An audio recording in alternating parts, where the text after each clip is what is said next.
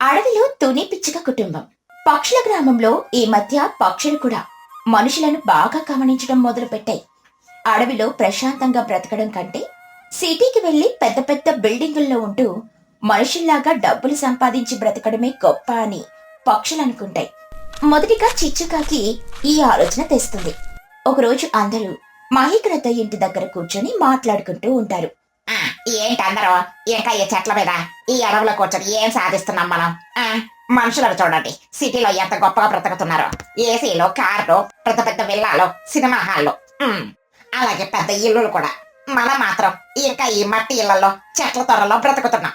నేను డిసైడ్ అయిపోయాను, నేను ఈ అడవిని వదిలేసి సిటీకి వెళ్ళిపోతున్నాను. సిటీకా? అక్కడ మనం ఎలా బ్రతుకుతాం చిచ్చు? మనకి ఎవరు తెలుసు? అక్కడ మనుషుల మధ్యలో మనల్ని ఎవరు రానివ్వరు. తెలియకుండా ఏముంది మహి గారు, అక్కడ కూడా చాలా పక్షులు ఉన్నాయి. మనం కూడా ఏదో ఒక పని చేసుకుని డబ్బులు సంపాదించుకోవచ్చు. నేను ఎక్కడ ఉండలేనప్పా. రేపు ఉదయాన్నే నా సామాన్లు సర్దుకొని సిటీకి వెళ్తున్నాను. ఇష్టం ఉన్న వాళ్ళు నాతో రండి. చిచ్చు చెప్పేది కూడా నిజమే అనిపిస్తుంది. అడవిలో కూరలు పండించుకోవడం, తిండికి కష్టపడడం, ఈ బతుకు నాకు కూడా విసుగొచ్చేసింది. సిటీకి వెళ్తే మనం కూడా డబ్బులు తెగ సంపాదించి రిచ్ అయిపోవచ్చు. నేను కూడా సిటీకి వస్తాను చిచ్చు.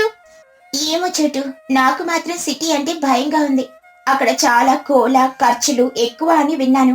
కానీ ఊర్లో అందరూ వెళ్ళిపోతుంటే మేం మాత్రం ఇక్కడ ఒంటరిగా ఎలా ఉండగలం? ఏమంటారు మీ వారు? రాజు పిచ్చుకని అడుగుతుంది. నువ్వు భయపడుకుతుని అందరూ వెళ్తున్నారు కదా, మనం కూడా వెళ్దాం.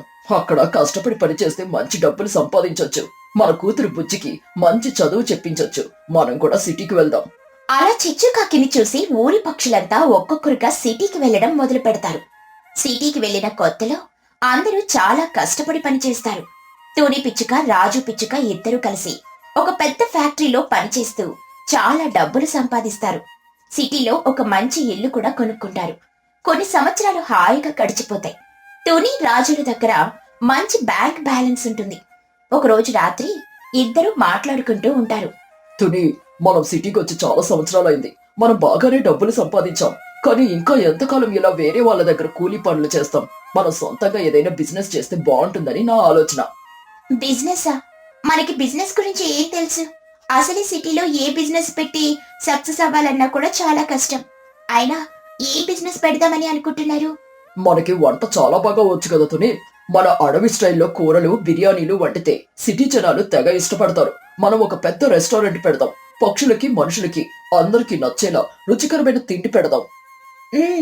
ఐడియా చాలా బాగుంది. కానీ రెస్టారెంట్ పెట్టాలంటే చాలా డబ్బులు ఖర్చు అవుతాయి కదా. మన దగ్గర ఉన్న డబ్బులు సరిపోతాయా? మన దగ్గర ఉన్న సేవింగ్స్ అన్ని వాడదాం. సరిపోకపోతే మనం ఇక్కడ సిటీలో కొన్న ఇల్లు తాకట్లో పెట్టి బ్యాంకు నుండి లోన్ తెచ్చుకుందాం. రెస్టారెంట్ క్లిక్ అయితే 6 నెలల్లో లోన్ తీర్చేయొచ్చు. మనం కోటీశ్వర్లం అయిపోవచ్చు తుని. సొంతిల్లు తాకట్లో పెట్టడమా? నాకు కొద్దిగా భయంగా ఉందండి. ఒకవేళ వ్యాపారం సరిగ్గా నడవకపోతే ఇల్లు పోతుంది, అప్పుల పాలు అవుతాం. నువ్వు అంత కంగారు పడికే తుని. నేనంతా ప్లాన్ చేశాను. నా మీద నమ్మకం లేదా? నువ్వు చేసే వంట రుచికి రెస్టారెంట్ పక్కా హిట్ అవుతుంది. నువ్వు ధైర్యంగా ఉండు. సరే సరే, మీ ఇష్టం. మీరు ఇంతలా చెబుతున్నారు కాబట్టి నేను ఒప్పుకుంటున్నాను. మన అడవి రుచులను సిటీ వాళ్ళకి రుచి చూపిద్దాం. అలా తుని, రాజు కలిసి వాళ్ళ ఇల్లు తాకట్లో పెట్టి వాళ్ళ సేవింగ్స్ అన్ని ఖర్చు పెట్టి సిటీ మధ్యలో ఒక పెద్ద రెస్టారెంట్ ని ఓపెన్ చేస్తారు. మొదట్లో రెస్టారెంట్ చాలా బాగా నడుస్తుంది. జనానికి వాళ్ళ వంట చాలా నచ్చుతుంది. రెస్టారెంట్ కి ఎక్కువ లాభం కూడా వస్తుంది. కానీ కొన్ని నెలల తర్వాత పక్కన ఇంకో పెద్ద రెస్టారెంట్ రావడంతో వాళ్ళ రెస్టారెంట్ కి జనాలు రావడం తగ్గిపోతుంది. దానికి తోడు సిటీలో కూరల రేట్లు, కరెంటు బిల్లులు, పని వాళ్ళ జీతాలు విపరీతంగా పెరిగిపోతాయి. లాభం రాకపోవడంతో తుని, రాజు చాలా ఇబ్బంది పడతారు. ఏమండి, ఈ రోజు కూడా రెస్టారెంట్ కి ఎవరూ రాలేదు. వండిన ఫుడ్ అంతా వేస్ట్ అయిపోతుంది. రోజు రోజుకి నష్టాలు పెరిగిపోతున్నాయి.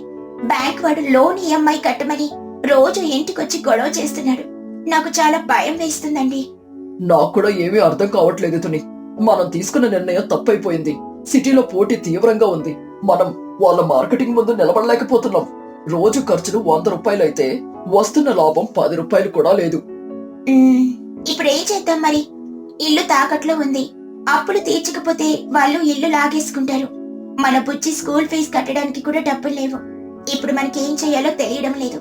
నాకు ఈ సిటీ లైఫ్ మీద పూర్తిగా విరక్తి వచ్చేసింది. నాకు కూడా అంతే తుని. మనం డబ్బులు సంపాదించాలని ఆశపడి ఉన్న ప్రశాంతతని పోగొట్టుకున్నాం.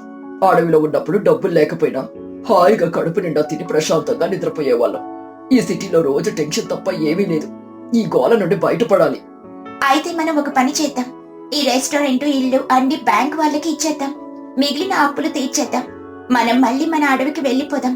అక్కడ ప్రశాంతంగా ప్రకృతి మధ్యలో బ్రతుకుదాం. నువ్వు చెప్పింది కూడా నిజమే తుని. నాకు కూడా అదే కరెక్ట్ అనిపిస్తుంది. ఈ సిటీ ప్రపంచం మనకి పడదు. మనం అడవికి తిరిగి వెళ్ళిపోదాం. రేపు ఉదయమే మన స్నేహితులకి ఈ విషయం చెప్పి బయలుదేరుదాం. మరుసటి రోజు ఉదయం తుని పిచ్చుక, రాజు పిచ్చుక వాళ్ళ స్నేహితులు చిచ్చుకాకి, మహిగ్రద్ద, చోటు చిలుకలని కలిసి వాళ్ళ నిర్ణయం చెబుతారు. వాళ్ళ మాటలు విని అందరూ ఆశ్చర్యపోతారు. ఏమిటితోనే రెస్టారెంట్ ఇల్లు అమ్మేసి మళ్ళీ అడవికి వెళ్ళిపోతారా? పిచ్చి పట్టిందా మీక? సిటీలో ఇన్ని ఫెసిలిటీస్ వదులుకొని మళ్ళీ ఆ చెట్ల మధ్యలో బురదలో బ్రతుకుతారా?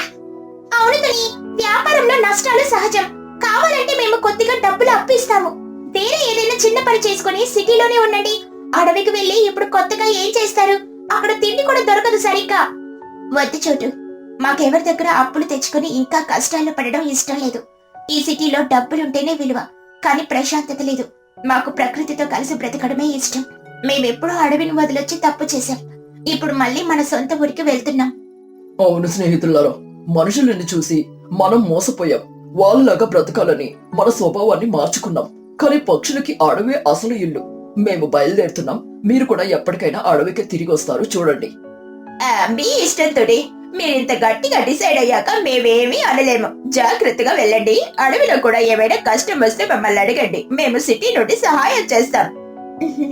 థ్యాంక్స్ మహి గారు. బుజ్జి, పద తల్లి, మన కొత్త జీవితాన్ని మొదలు పెడదాం.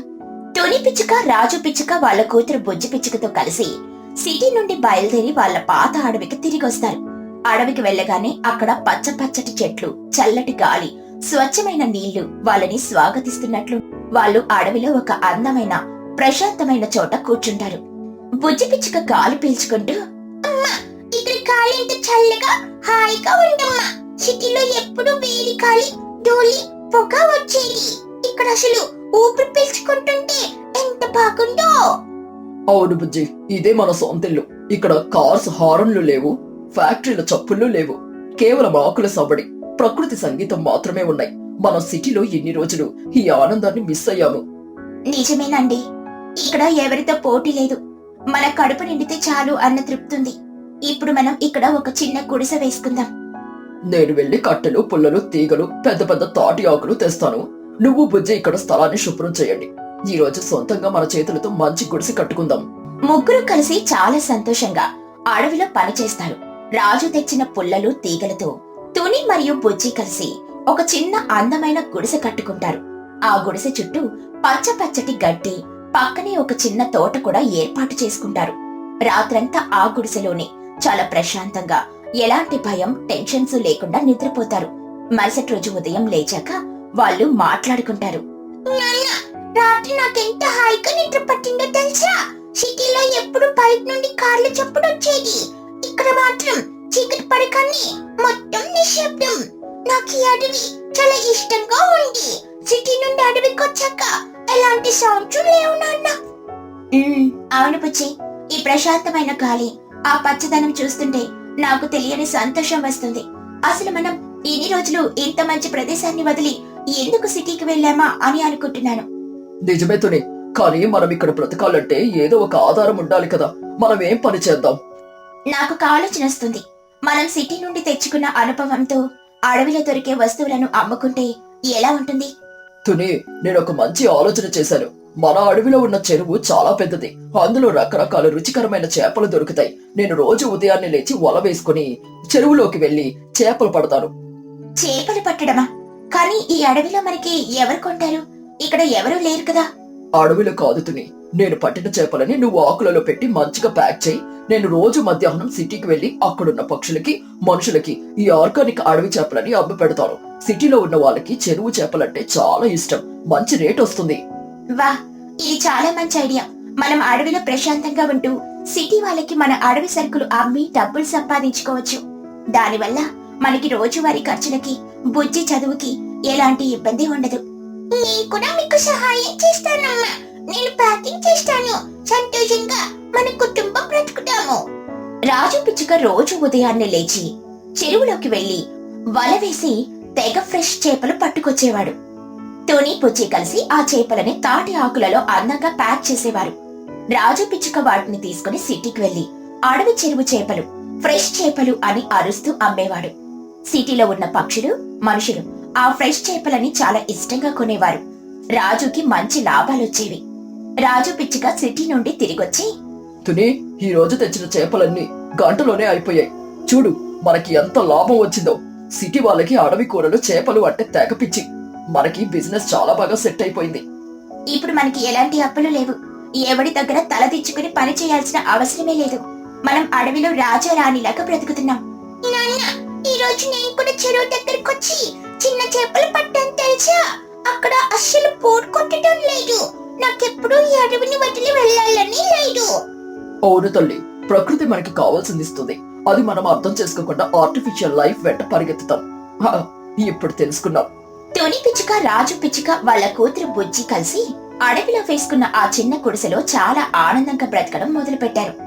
రాజు పిచ్చుక అప్పుడప్పుడు చెరువులో ఉన్న కొన్ని చేపల్ని పట్టి సిటీలో ఉన్న వాళ్ళకి అమ్మడానికని వెళ్లి అలా డబ్బులు సంపాదించేవాడు. సిటీ నుండి అడవికొచ్చాక ఎలాంటి సౌండ్స్ లేని ఆ ప్రశాంత వాతావరణం, మంచి గాలి, ఆ పచ్చదనాన్ని చూసి వాళ్ళు ఎప్పటికీ ఇక్కడే ఉండిపోవాలని నిశ్చయించుకున్నారు. ప్రకృతి మధ్యలో ఉన్న ఆనందం కోటీశ్వరులైనా దొరకదని వాళ్ళు అందరికీ నిరూపించారు. మేడపై రొయ్యల పెంపకం. టోనీ పిచ్చుక మరియు చోటు చిలుక చాలా ప్రాణ స్నేహితులు. వాళ్ళిద్దరూ కలిసి ఊరి బయట ఒక పెద్ద చెరువు అద్దెకు తీసుకుని అందులో రొయ్యల పెంపకం వ్యాపారం చేస్తూ ఉంటారు. వాళ్ళ చెరువులో పెరిగే రొయ్యలు చాలా రుచిగా ఉండడంతో ఊరి జనాలందరూ కూడా వాళ్ళ దగ్గరే కొనేవాళ్లు. వ్యాపారం ఎప్పుడూ చాలా బాగా లాభాలతో జరిగేది. కానీ ఈ సంవత్సరం ఎండాకాలం చాలా తీవ్రంగా ఉంటుంది. వానదేవుడు అస్సలు కరుణించలేదు. ఎండల తీవ్రతకి వాళ్ళ రొయ్యల చెరువు పూర్తిగా ఎండిపోయి నేల బీటలు బారి ఎడారిలాగా మారిపోతుంది. చెరువులో ఒక్క చుక్క నీరు కూడా మిగలదు. ఒకరోజు మధ్యాహ్నం తుని, చోటు ఆ ఎండిపోయిన చెరువు గట్టు మీద కూర్చొని చాలా బాధపడుతూ మాట్లాడుకుంటూ ఉంటారు. చూడు చోటు, మన చెరువు ఎలా అయిపోయిందో. అసలు ఒక్క చుక్క నీరు కూడా లేదు. నేలంతా బద్దలు కొట్టుకుని చూడ్డానికే భయంకరంగా ఉంది. మన రొయ్యల పిల్లలన్నీ మట్టి పాలైపోయాయి. ఇంత పెద్ద కష్టం మనకెందుకు వచ్చింది చోటు? మనం ఎన్నో ఆశలతో తెలిసిన వాళ్ళ దగ్గర అప్పు తెచ్చి మరీ ఈ వ్యాపారంలో పెట్టాం. ఇప్పుడు అసలు మొత్తం నష్టం అయిపోయింది. చోటు చిలుక కళ్ళు తుడుచుకుంటూ, అవును తుని, నాకు ఈ చెరువుని చూస్తుంటే గుండె ఆగిపోయేలా ఉంది. రోజు ఉదయాన్నే లేచి ఈ చెరువు చుట్టూ తిరుగుతూ రొయ్యలకి మేత వేస్తూ ఎంత ఆనందంగా గడిపామో కదా. ఇప్పుడు చూస్తే ఇది ఒక శ్మశానంలాగా మారిపోయింది. ఎండలింత గట్టిగా ఉంటాయని నేను అస్సలు ఊహించలేదు. ఇప్పుడు మన అప్పులు ఎలా తీర్చాలి? పిల్లలకి తిండి ఎలా పెట్టాలి? నాకేమీ అర్థం కావడం లేదు. మనం రోడ్డు మీద పడిపోయాము. మనం ఇప్పుడు ఏమీ చెయ్యలేమి చోటు. ప్రకృతితో మనం పోరాడలేం కదా. కానీ మన బిడ్డల భవిష్యత్తు గురించి ఆలోచిస్తేనే నాకు భయమేస్తుంది. అసలే ఈ సంవత్సరం స్కూల్ ఫీజులు కూడా కట్టలేదు. ఈ రొయ్యల పంట మీద ఆశ పెట్టుకున్నాం. ఇప్పుడు ఎవరైనా తెలిసిన వాళ్ళ దగ్గర అప్పు అడుగుదామంటే మన చెరువు ఎండిపోయిందన్న విషయం తెలిసి ఎవరు ఒక్క రూపాయి కూడా ఇవ్వరు. మన వ్యాపారం పూర్తిగా నాశనం అయిపోయింది. ఇద్దరు స్నేహితురాళ్ళు వాళ్ళ కష్టాన్ని తలుచుకుని గట్టిగా ఏడుస్తూ ఉంటారు. అప్పుడే అటుగా వాళ్ళ శత్రువు, ఎప్పుడు వాళ్ళని ఏడిపించే చిచ్చుకాకి వస్తుంది. చిచ్చుకాకి తుని, చోటులంటే అస్సలు పడదు. వాళ్ళ చెరువు ఎండిపోయి వాళ్ళు బాధపడడం చూసి చిచ్చుకాకి లోపల చాలా ఆనందంగా ఉంటుంది. వాళ్ళని ఇంకా ఏడిపించాలని ఎగతాళిగా మాట్లాడుతుంది. చిచ్చుకాకి పెద్దగా వెటకారంగా నవ్వుతూ, ఏంటి తనే చాట, రోజు ఇక్కడ రొయ్యలు పట్టుకుని ఊరంతా తెగ ఎగిరేవాళ్ళు ఈ రోజేంటి ముఖాలు మాడేసుకుని కూర్చున్నారు? ఓ, మీ చెరువు ఎండిపోయిందా? అయ్యయ్యో పాపం, రొయ్యల రానులో ఎప్పుడో పికారీలు అయిపోయారా ఏమిటి? నేను చాలా బాధపడుతున్నానులేండి. తుని పిచ్చుక కోపంగా, చిచ్చు, మేం కష్టాలలో ఉన్నాం. మాకు సహాయం చేయకపోయినా పర్లేదు. కానీ ఇలా మాకొచ్చిన కష్టాన్ని చూసి నవ్వడం నీకు తగదు. ఈ రోజు మాకొచ్చిన కష్టం రేపు నీకు కూడా రావచ్చు. ప్రకృతి ముందు అందరం సమానమే. వసైతోనే నీతో పాటు నన్ను కూడా కలుపుకోకు. నాకు తెలివితేటలు ఎక్కువ. నేను మీలాగా నీళ్లు లేని చెరువు మీద ఆశ పెట్టుకోను. చూడు, మీ చెరువు ఎలా బీటలు మారిపోయిందో. ఇక ఈ జన్మలో మీరు రొయ్యలు పెంచలేరు. మీ బతకలు ఇంకంతే. వెళ్ళి ఎవరింట్లో అయినా పాచి పనులు చేసుకోండి. రొయ్యల మీ అర్హత మీకు ఇక లేదు. చిచ్చు, మాట జాడకు. వ్యాపారంలో ఎప్పుడు లాభాలే రావు, అప్పుడప్పుడు నష్టాలు కూడా వస్తాయి. మేము ఈ నష్టం నుండి త్వరలోనే కోలుకుంటాం. నువ్వు ఇక్కడి నుండి వెళ్ళిపో. మా బాధలో మేముంటే నువ్వు వచ్చి ఉప్పు చల్లక. చిచ్చుకాకి ఎక్కిరిస్తూ, ఆహా, ఓహో, కోలుకుంటారా? ఎలా కోలుకుంటారు? ఆకాశం నుండి వర్షం తెప్పిస్తారా? లేక ఏడుస్తూ కూర్చుంటే మీ కన్నీళ్లతో చెరువు నిండిపోతుందా? మీ బతుకులు మస అయిపోయాయి. నేను వెళ్ళి ఊరంతా దండోరా వేస్తాను. తోనీ చోటల బిజినెస్ అయిపోయిందని. బాయ్ బాయ్ పేద పక్షులారా. చిచ్చుకాకి తెగ నవ్వుకుంటూ వాళ్ళని చులకనగా మాట్లాడి అక్కడి నుండి వెళ్లిపోతుంది. చిచ్చు మాటలకి తుని చోటులకు ఇంకా బాధ పెరిగిపోతుంది. వాళ్ళు ఏడుస్తూ ఎవరిళ్ళకి వాళ్ళు వెళ్తారు. ఇంటికెళ్ళిన తర్వాత కూడా తుని చోటులు కూర్చొని ఏడుస్తూనే ఉంటారు. వాళ్ళు అంత బాధపడడం వాళ్ళ పిల్లలు బుజ్జి పిచ్చుక బన్ను చిలుకలు గమనిస్తారు. వాళ్ళ అమ్మలు ఏడవడం చూసి పిల్లలకి చాలా బాధ వేసేస్తుంది. వాళ్ళిద్దరూ కలిసి ఊరి రచ్చబండ దగ్గర కూర్చొని మాట్లాడుకుంటూ ఉంటారు. బుజ్జి పిచ్చుక బాధగా, పన్ను, మా అమ్మ రోజు ఇంట్లో కూర్చొని ఏడుస్తుండిరా. చెరువు ఎండిపోవడంతో మన రొయ్యల వ్యాపారం అయిపోయిందని, మన స్కూల్ ఫీజులు కట్టలేమని తెగ బాధపడుతుంది. నాకు మా అమ్మ అలా చూస్తుంటే చాలా ఏడుపు వస్తుందిరా. అవును బుజ్జి, మా అమ్మ కూడా అంతే. చిచ్చు అత్త వచ్చి వాళ్ళని తెగ ఎగతాళి చేసిందంట. అది తెలిసినప్పటి నుండి నాకు చిచ్చు అత్త మీద చాలా కోపం వస్తుంది. మనం ఎలాగైనా మన అమ్మలకి సహాయం చేయాలి బుజ్జి. వాళ్ళు మళ్ళీ సంతోషంగా ఉండేలా ఏదైనా కొత్త ఐడియా ఆలోచించాలి. కానీ మనం ఏం చేయగలంరా పన్నుక? మనకి వర్షం తప్పించే శక్తి లేదు కదా. చెరువులో నీళ్లు లేకపోతే రొయ్యలు ఎలా పెరుగుతాయి? రొయ్యలు పెరగాలంటే పెద్ద చెరువు, చాలా నీళ్లు కావాలిగా. బన్ను చిలుక తీవ్రంగా ఆలోచిస్తూ, చెరువు, నీళ్లు. ఆగు బుజ్జి, నాకొక సూపర్ ఐడియా వచ్చింది. మనం రొయ్యలు పెంచడానికి ఊరి బయట చెరిపే అవసరం లేదు. మనం మన ఇంటి మేడ పైన కూడా రొయ్యలు పెంచొచ్చు. బుజ్జి పిచ్చుక షాక్ అయ్యి, ఏంటి, ఇంటి మేడ పైన రొయ్యలా? అదెలా సాధ్యం రా బన్నుక? నువ్వేమైనా పిచ్చి పిచ్చిగా మాట్లాడుతున్నావా? మేడ పైన నీళ్ళెలా నిలబడతాయి? పిచ్చి కాదు బుజ్జి, నేను స్కూల్లో చదివాను. మనం మన ఇంటి మేడ పైన సిమెంట్ తో ఒక పెద్ద స్విమ్మింగ్ పూల్ లాగా, ఒక తొట్టిలాగా కట్టుకుందాం. దానికి లోపల ప్లాస్టరింగ్ చేస్తే నీళ్లు లోపలికి పోకుండా ఆగుతాయి. అందులో మనం ట్యాప్ నుండి నీళ్లు పట్టి నింపొచ్చు. ఎండ తీవ్రత తగలకుండా పైన పెద్ద తాటాకులు, తీగలు పందిరిలాగా వేద్దాం. అప్పుడు ఆ సిమెంట్ పూల్లో నీళ్లు చల్లగా ఉంటాయి. అందులో మనం రొయ్యల పిల్లలు వేస్తే అవి ఖచ్చితంగా పెరుగుతాయి బుజ్జి. బుజ్జి పిచ్చుక గంతేస్తూ, వావ్ పన్ను, నీ బ్రెయిన్ అసలు మామూలుగా పని చేయట్లేదు. ఇది చాలా అద్భుతమైన ఐడియారా. మన ఇంటి మేడ పైన అయితే ఎవరంటి కట్టాల్సిన అవసరం లేదు. మనం రోజు కంటికి రెప్పలా కాపాడుకోవచ్చు. పద, ఇప్పుడే వెళ్ళి ఈ ఐడియా మన అమ్మలకి చెబుతాం. బుజ్జి పన్ను ఇద్దరు పరిగెత్తుకుంటూ వెళ్లి తుని పిచ్చుక చోటు చిలుకలకు వాళ్ళ ఐడియా గురించి పూర్తిగా వివరిస్తారు. మొదట్లో తుని చోటీలు ఆశ్చర్యపోయి భయపడతారు. కానీ పిల్లలు చెప్పిన విధానం చూసి వాళ్ళకి ధైర్యం వస్తుంది. ఏంటి పిల్లలు, మేడపైన సిమెంట్ తొట్టి కట్టి రొయ్యలు పెంచడమా? ఇది వినడానికి కొత్తగా ఉన్నా నిజంగా పని చేస్తుందా? ఒకవేళ మేడపైన బరువు ఎక్కువై ఇల్లు పడిపోతే ఎలా? ఏం కాదు, మనం మేడంతా కట్టం కదా, కేవలం ఒక మూలన గోడలాగా చిన్న హైట్ లో కడతాం. మనకు తెలిసిన సిమెంట్ కోడి తాతతో కట్టిస్తాం. చాలా స్ట్రాంగ్ గా కట్టాడు. లోపల ప్లాస్టిక్ కవర్ పరిచి నీళ్లు నింపుదాం. దానివల్ల గోడలకి చెమ్మ కూడా రాదు. తుని, పిల్లలు చెబుతుంది నిజమే అనిపిస్తుంది. అసలే మనం నష్టాల్లో ఉన్నాం. ఈ కొత్త ఐడియాతో అయినా మనం మళ్ళీ వ్యాపారం మొదలు పెట్టొచ్చు. ఊరి బయట చెరువు అయితే ఎండిపోతుంది, కానీ మన ఇంటి పైన తొట్ట అయితే మనం రోజు బోర్ నీళ్లు పట్టి నింపొచ్చు. నాకు ఈ ఐడియా 100% నచ్చింది. తుని పిచ్చుక ధైర్యం తెచ్చుకుని, సరే మనం ప్రయత్నిద్దాం. పిల్లలు ఇంత ఖచ్చితంగా చెబుతున్నారు కదా, ఈ చిచ్చుకాకి నోరు మూయించాలంటే మనం మళ్ళీ రొయ్యల వ్యాపారం చేసే తీరాలి. రేపటి నుండి మనం మేడపైన పూలు కట్టించడం మొదలు పెడదాం. తుని చోటులు తమ దగ్గరున్న కొంచెం డబ్బులతో తెలిసిన వాళ్ళ సహాయంతో వాళ్ళ ఇంటి మేడపైన ఒక పెద్ద విశాలమైన సిమెంట్ పూల్ తొట్టిని కట్టిస్తారు. ఎండవేడి నీళ్లకి తగలకుండా పైన చక్కని పచ్చ ఆకులు పందిరి ఏర్పాటు చేస్తారు. అందులో మోటార్ ఆన్ చేసి తీయటి చల్లటి నీళ్లను నింపుతారు. ప్రకృతికి దగ్గరగా ఉండాలని కొన్ని నీటి మొక్కలను కూడా అందులో వేస్తారు. తర్వాత కొత్త రొయ్యల పిల్లలను తెచ్చి ఆ సిమెంట్ పూల్లో వేస్తారు. బుజ్జి పిచ్చుక పూల్లో నీళ్లు చూస్తూ, చూసావా పన్ను, మన మేడ చెరువు ఎంత అందంగా ఉందో, రొయ్యల పిల్లలు ఎంత ఆనందంగా ఈత కొడుతున్నాయో. అవును బజ్జే, మనం రోజు ఉదయం సాయంత్రం వీటికి మేత వేయాలి. మనం ఇక్కడే ఉండి చూసుకోవచ్చు కాబట్టి ఈ రొయ్యలు తొందరగా పెరుగుతాయి. అలా రోజులు గడిచిపోతాయి. తుని, చోటులు, పిల్లలు అందరూ కలిసి మేడపైనున్న రొయ్యలను కంటికి రెప్పలా కాపాడుకుంటారు. ఎండాకాలం తీవ్రత ఉన్న ఆకుల పందిరి వల్ల, రోజు కొత్త నీళ్లు మార్చడం వల్ల రొయ్యలు చాలా ఆరోగ్యంగా పెద్దవిగా పెరుగుతాయి. కేవలం 3 నెలల్లోనే రొయ్యల కొత్త జీవితంతో చాలా లావుగా తయారవుతాయి.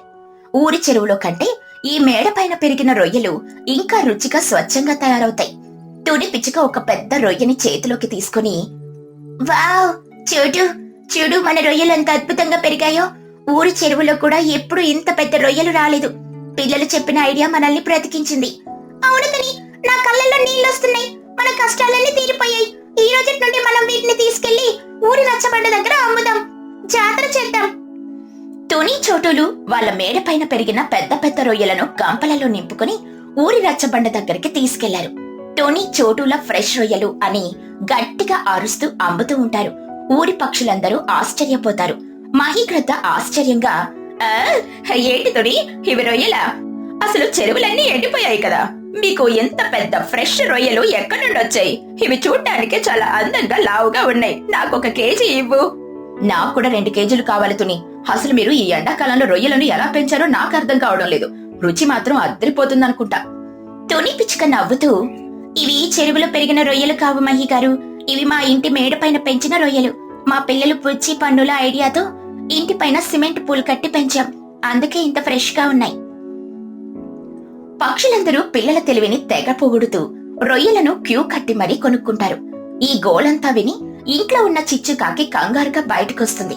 తుని, చోటులు రొయ్యలమ్మడం చూసి చిచ్చుకాకి గుండె ఆగినంత పనైపోతుంది. చిచ్చుకాకి కళ్ళు తేలేసి షాక్ అయ్యి, ఏమిటి రొయ్యలా? తుని, చోటలు రొయ్యలు అమ్ముతున్నారా? ఇది కళా లేక నిజమా? అసలు ఊరి చెరువు నేల మస అయిపోయింది కదా, వీళ్ళకి రొయ్యలు ఎక్కడి నుండి వస్తున్నాయి?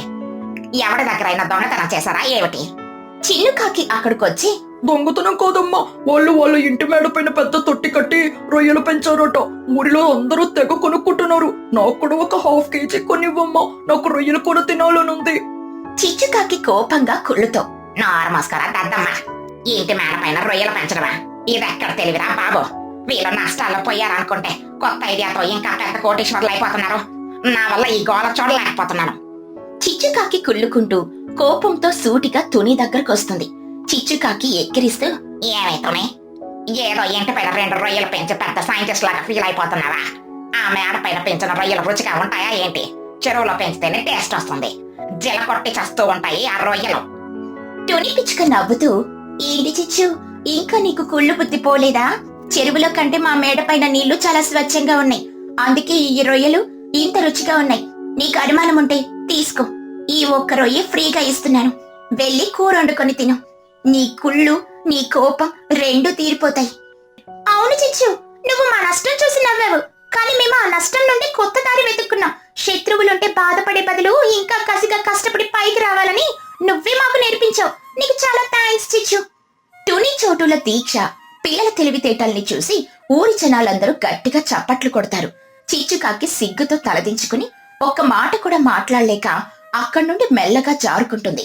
తుని, చోటులు మాత్రం వాళ్ళ మేడపై రొయ్యల పెంపకంతో ఊరిలోనే అద్భుతమైన వ్యాపారవేత్తలుగా మారిపోతారు. పిల్లలు బుజ్జి పన్నులతో కలిసి వాళ్ళు ఎప్పటికీ సంతోషంగా లాభాలతో వాళ్ళ జీవితాన్ని గడుపుతారు. కష్టాలలో ఉన్నప్పుడు కొత్త ఆలోచన చేస్తే ఎలాంటి ఆపదనైనా ఎదుర్కోవచ్చని వాళ్ళు అందరికీ నిరూపిస్తారు.